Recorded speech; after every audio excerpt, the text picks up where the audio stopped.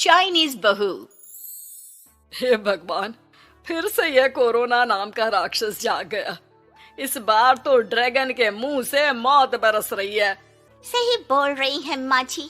मुझे तो अब शर्म ही आती है कि मैं चाइना से हूँ। न जाने क्या क्या खाती हैं, कैसी कैसी बीमारी फैलाती हैं। अरे बहू, लेकिन वहीं से तो तू भी आई है ना मेरी लाडो। तू तो अंडा भी नहीं खाती। माँ जी, अच्छा खासा सब ठीक हो गया था, लेकिन पता नहीं कैसे ये फिर निकल कर आ गया। काश चाइना वालों को थोड़ी सी और अकल होती तो आज हम लोगों से अपने यूं जुदा ना हो रहे होते। कोरोना की नई लहर से देश में हो रही मौतों और घर में बंद रहने के कारण हमारी चाइनीज बहू बहुत दुखी होती है।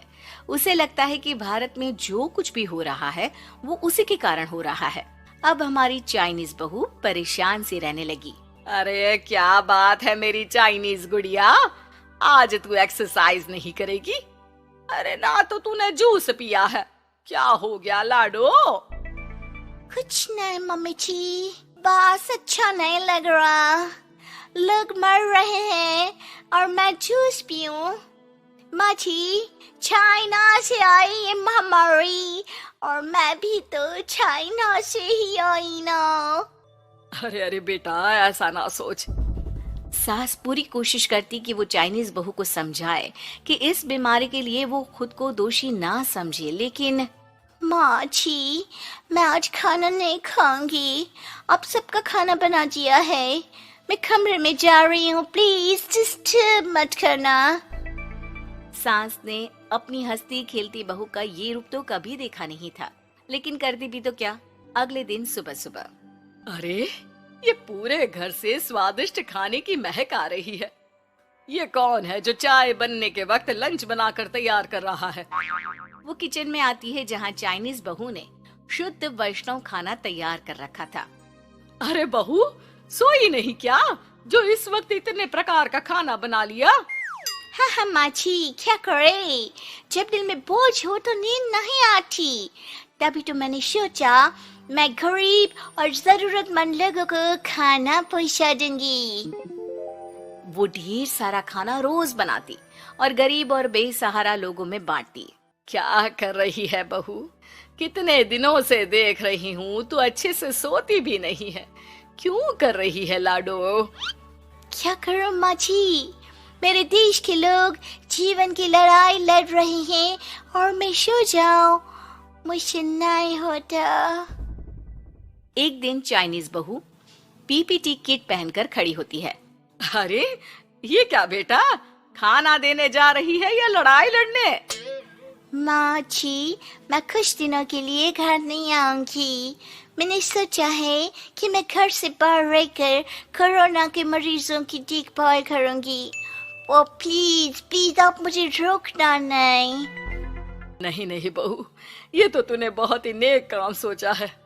बस बेटा तू अपना ख्याल रखना। बहू वहां से चली जाती है, लेकिन सास की रोज फोन पर बहू से बात होती। घर पर क्या है माँ, क्यों भेज दिया तूने उसे? बाहर कितना खतरा है, उसे कुछ हो गया तो? अरे बिल्कुल चिंता न कर, उसने सारे नियम कायदे को फॉलो किया है। अरे वो बिल्कुल ठीक रहेगी। और अगर मैं उसे मना कर देती ना तो उसकी अंतरात्मा उसे सोने नहीं देती।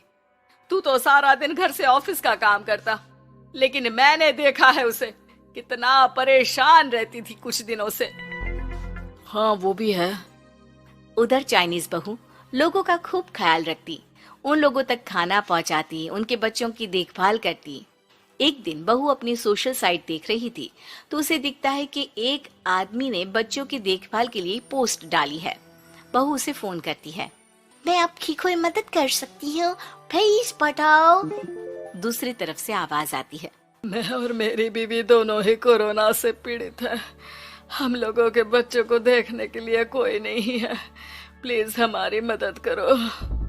हाँ हाँ बिल्कुल, आप परेशान ना हो, मैं आ रही हूँ। मुझे आपका एड्रेस बताओ। वो आदमी बहू को पता लिखवाता है। वहाँ वो पहुँच जाती है। ओह, ये किसे बुला लिया आपने? ये तो चाइनीज है, इसी के कारण तो हम लोगों का देश इस परेशानी से जूझ रहा है। अरे पर ये तो हिंदी में बात कर रही थी। तभी बीवी की ऑक्सीजन लेवल गिरने लगती है। ये क्या हो रहा है? आप टेंशन क्यों ले रहे हैं? जल्दी से इन्हें अस्पताल लेकर जाइए। रुकिए, मैं आपको एक अस्पताल में बेड भी दिला देती हूँ। वो मेरे अंकल का अस्पताल है। चाइनीज बहू फोन पर बात करके उन लोगों को बेड दिलाती है, जहाँ पति की भी तबीयत खराब हो जाती है और दोनों को बेड दिलाकर बहू घर में बच्चों की पूरी देखभाल करती है। सास का बहू पर फोन आता है। अरे मेरी चाइनीज गुड़िया, कैसी है रे तू? अरे माँ, पीछे की गली में ही हूँ मैं। वो खालिया लोग है ना, उन दोनों हस्बैंड वाइफ को कोरोना हो गया था। मैंने उन लोगों को श्रीवास्तव अंकल के अस्पताल में भर्ती करवा दिया है और अब मैं नमाज ही उन दोनों बच्चों का ख्याल रख रही हूँ। अरे जीती रहे बेटा, कोई जरूरत हो तो बता देना। नहीं माँ जी, सब कंट्रोल में है। बस इन बच्चों के माँ बाप ठीक होकर घर आ जाए।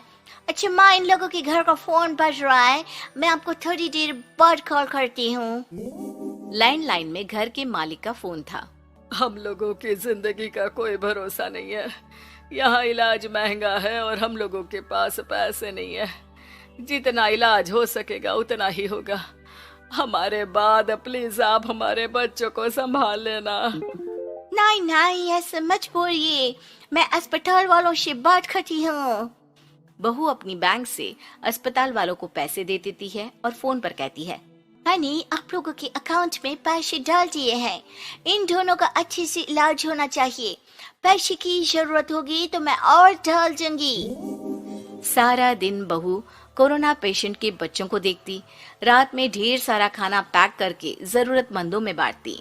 सोशल साइट्स के जरिए भी वो लोगों से जुड़कर उनकी मदद करती। फिर एक दिन घर का मालिक और उसकी बीवी ठीक होकर घर आ जाते हैं। आपका बहुत बहुत शुक्रिया, मैं आपकी पाई पाई लौटा दूंगा। भाई नहीं, पैसा दिया था, लेकिन वो जब आप बिल्कुल ठीक हो जाना तो क्षमा कर दे देना, कोई बात नहीं। दोनों पति पत्नी चाइनीज बहू का शुक्रिया अदा करते हैं। आप तो हम लोगों के लिए भगवान की तरह हैं। आपका बहुत बहुत शुक्रिया। चाइनीज बहू बहुत खुश हो जाती है। वो घर आकर सास को पूरी बात बताती है।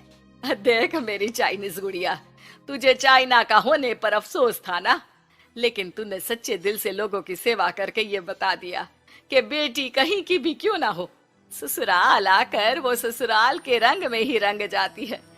अब तो तू मेरी भारतीय बहू है। हाँ।